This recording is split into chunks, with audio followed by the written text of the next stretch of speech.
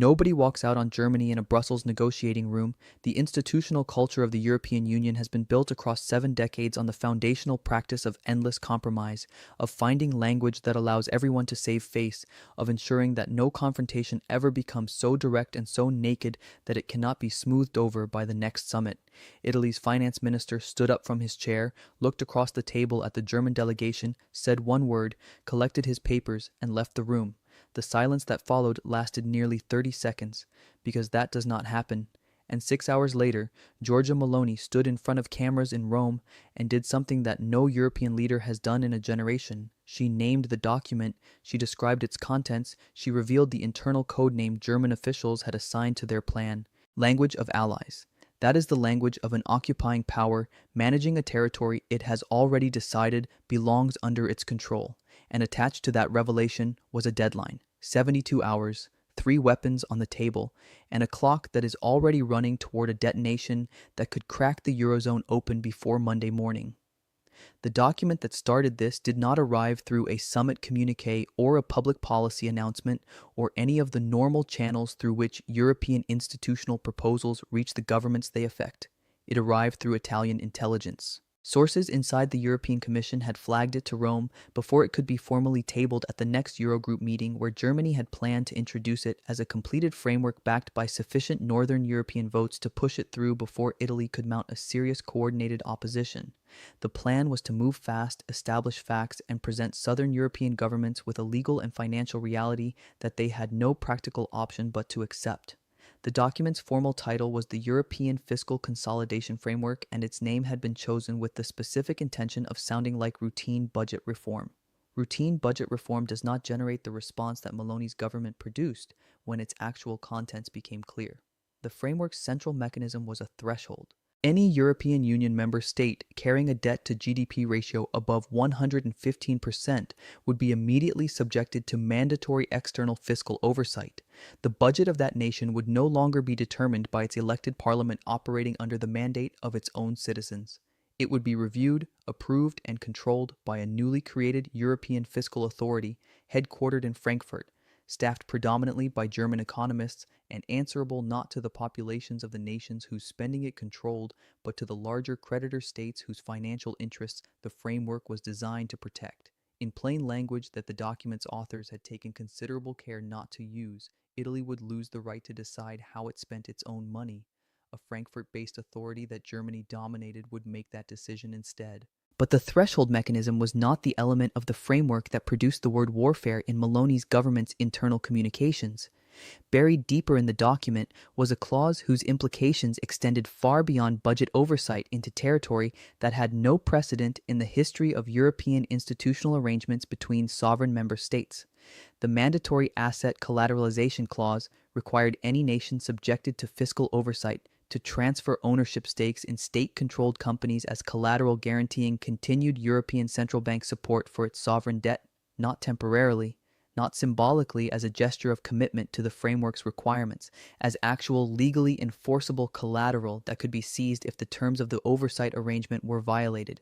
The Italian state's portfolio of strategic assets is not a collection of minor administrative agencies that could be transferred as collateral without material consequence to the nation's economic sovereignty and operational capacity.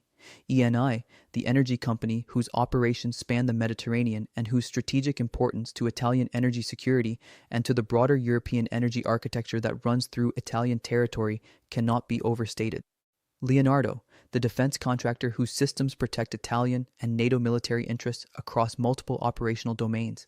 The infrastructure operators whose networks carry the roads and railways and ports and pipelines through which Italian commerce and Italian daily life function. Under the framework's collateralization clause, Italy would be required to mortgage all of it.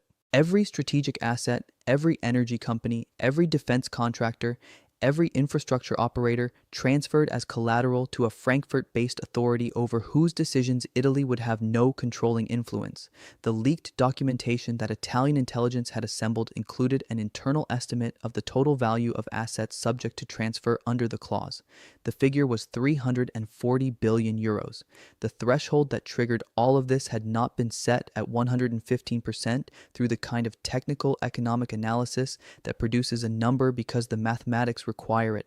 It had been set at 115% because that number was calibrated with precision to the specific debt positions of specific economies. It did not reach France. It did not reach Germany. It did not reach the Netherlands or Austria or Finland or any of the northern European economies that had participated in designing the framework. It reached Italy. It reached Spain. It reached Greece. It reached Portugal. Every economy that the threshold captured was a southern European one. Every economy that the threshold exempted was a northern European one. The framework had not been designed to address European fiscal imbalances in any generic or symmetric sense. It had been designed to create a permanent structural mechanism through which the fiscal authority of southern European economies would be subordinated to the institutional control of their northern creditors. And the architects in Berlin had set the threshold at precisely the level that made the geographic and political targeting of the instrument invisible to anyone who did not look at a map of which economies it actually hit. Germany's strategic calculation in developing the framework rested on an assessment of Italian behavior that was grounded in historical precedent. Italy had bent under pressure before. During the sovereign debt crisis that had threatened the Eurozone's survival in 2012, Italy had accepted painful austerity conditions in exchange for European Central Bank support for its bond markets. The formula had worked then. Desperation had produced compliance. Italian governments had swallowed measures that their domestic politics made genuinely painful because the alternative, losing ECB support and watching Italian borrowing costs spiral to levels that made debt service impossible, was worse. The German calculation assumed the formula would work again. Italy needed ECB bond purchases to keep its borrowing costs at levels compatible with continuing to service its debt. Italy's debt load made walking away from European financial support a course of action whose consequences would be more immediately destructive to Italian interests than accepting the framework's terms. Therefore, Italy would protest loudly, negotiate modestly at the margins, and ultimately comply. That calculation had been constructed around a specific assumption about Italian political leadership. It assumed the person sitting in the Palazzo Chigi when the framework was introduced would be the kind of leader whose primary political objective was managing Italy's position within the European system on the best available terms. It assumed a leader whose political identity was built around demonstrating competence within the European framework rather than around confronting the framework itself. That assumption was wrong. Meloni had not come to power promising to manage Italy's decline gracefully within European constraints. She had come to power on a platform whose central promise was defending Italian sovereignty against exactly the category of external pressure that the framework represented. When the document reached her desk through intelligence channels 3 days before the Eurogroup meeting where Germany planned to introduce it, she did not see a policy proposal requiring a negotiating response. She saw confirmation. The threat to Italian sovereignty that she had been warning about for years was not rhetorical. It was written down. It had a legal mechanism, a financial architecture, a timeline, and a specific number attached to the assets it intended to transfer, and it had Germany's institutional fingerprints on every page. The emergency Eurogroup meeting in Brussels had been designed by its German organizers to function as a presentation followed by a managed discussion that would end with a path to implementation. What Italy's finance minister delivered instead was a response so direct and so devoid of the diplomatic softening that European institutional culture normally requires that the room did not immediately know how to process it. One word, no, then the collection of papers from the table, then the walk to the door and through it. The 30 seconds of silence that followed were the sound of an institutional culture confronting a form of dissent it had not been architecturally designed to accommodate. The 6 hours between Italy's finance minister walking out of the Brussels negotiating room and Meloni standing before cameras in Rome were 6 hours in which European diplomatic back channels produced the kind of frantic activity that only occurs when people who have spent careers managing crises within established frameworks suddenly find themselves facing a situation for which the established frameworks have no prepared response. Von der Leyen's office made calls. German diplomatic staff attempted to reach their Italian counterparts through every available channel. Senior Commission officials who had been present in the room tried to assess whether what had just happened could be characterized as a dramatic opening negotiating position rather than what it appeared to be on its surface, which was a flat and unconditional rejection delivered in the most public and unambiguous way available within the institutional setting. None of those 6 hours of diplomatic effort produced anything that changed what happened when Maloney reached the microphone. She did not speak in the measured diplomatic register that European leaders use when they want to communicate displeasure, while preserving the option of a managed return to the negotiating table.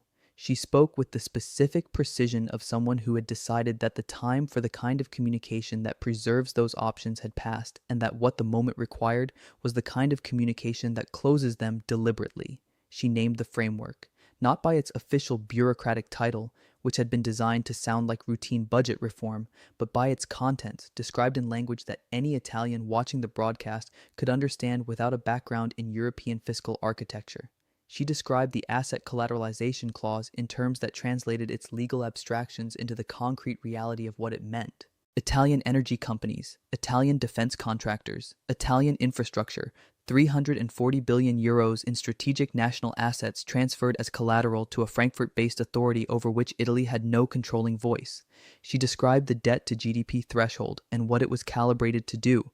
She named every southern European economy that fell above it and noted with deliberate care that not a single northern European economy did. She presented the threshold not as a technical parameter derived from economic analysis, but as a political instrument whose geographic targeting had been chosen with full awareness of who it hit and who it exempted. And then she revealed what Italian intelligence had assembled from the internal communications of the German officials who had developed the framework. The code name that German documents used for the plan was Operation Southern Anchor. The stated purpose in those internal communications was not fiscal reform. It was not the restoration of European budgetary discipline or the protection of the Eurozone's long-term stability. The stated purpose was a strategy to lock southern European economies into permanent structural dependence on Berlin. And the phrase that Italian intelligence had extracted from those communications, the phrase that Maloney delivered to cameras broadcasting across the continent with the calm of someone who had been waiting for exactly this moment, was the one that changed everything. Germany's internal documents did not refer to Italy as a partner nation. They referred to Italy as a stabilization target. The Italian public received that phrase with the specific quality of reaction that only arrives when something a significant portion of the population has always privately suspected is confirmed in documentary form by the other side's own words. Not anger in the ordinary political sense of people who disagree with a government's direction. Something older and more fundamental. The recognition that a relationship they had been told was a partnership of equals had been conceived and operated by the dominant party as something categorically different, that the institutional framework they had been participating in had a purpose that its architects had never disclosed, and that its beneficiaries had every incentive to keep undisclosed for as long as possible. Maloney's polling numbers, already strong before the press conference, moved in ways that her political opponents had no framework to counter because the movement was not driven by ideology or partisan loyalty. It was driven by the specific and powerful political emotion that is produced when a leader confirms something that the people who elected them had always feared might be true. Within hours of the press conference concluding, the financial markets had begun processing what had just happened in ways that translated the political drama of the previous 12 hours into the cold arithmetic of risk pricing. The spread between Italian and German government bond yields, the metric that bond market professionals use as the primary real-time indicator of Eurozone stress, began moving with the specific directional consistency that markets produce when serious money is making serious assessments rather than reacting to noise. By the following morning, it had reached 245 basis points. That number has a history attached to it that every European finance ministry tracks with close attention, because the last time Italian-German spreads reached that level was during the phase of the 2012 sovereign debt crisis, when the Eurozone's survival as a currency union had been a genuinely open question that serious economists were publicly debating. Currency trading desks at major financial institutions were moving positions, not publicly, not with the kind of visible and dramatic repositioning that generates market commentary and press coverage. Our ultimatum contained 3 weapons. She had not described them as warnings or as negotiating positions or as diplomatic pressure designed to create space for a managed resolution. She had described them as consequences that would be implemented if Germany did not formally withdraw the fiscal framework and issue a public acknowledgement of what Operation Southern Anchor had actually been designed to accomplish. The first weapon was the EU budget veto. Italy is a full voting member of the European Union with the legal right to block the multi-year financial framework through which the EU funds every program it operates across the continent. Agricultural subsidies that keep farming communities in France and Poland economically viable. Cohesion funds that build infrastructure across Eastern European member states whose development trajectories depend on continued EU investment. Research and innovation grants, defense cooperation programs, climate transition funding. The entire operational budget of the European Commission. Without unanimous approval from member states, the EU cannot pass its financial framework. Without a financial framework, it cannot function in any operational sense. Not slowed, not inconvenienced, paralyzed, the web of financial dependency that Germany had spent years constructing inside EU institutions, using the EU budget as a mechanism to maintain the alignment of smaller member states with Berlin's strategic interests, would be collapsed by a single Italian vote. Meloni's government had confirmed through its legal team that Italy had the standing, the procedural mechanism, and for the first time in a generation, the political leadership willing to walk into that voting room and use it. The second weapon addressed the dimension of Germany's vulnerability that its industrial lobby found most viscerally alarming. Germany's energy situation had been precarious since the post-2022 collapse of cheap Russian gas supply had removed the foundation on which German industrial competitiveness had been built across a generation. The alternative supply routes that German industry depended on to maintain operations at economically viable energy costs ran through Italian territory and Italian infrastructure. The Trans-Adriatic pipeline carrying Azerbaijani natural gas through Greece and Albania into southern Italy before distribution northward. The emerging hydrogen corridors designed to carry clean energy from North African production facilities into European industrial centers through Italian ports and Italian pipeline networks. German factories whose energy costs had already pushed manufacturing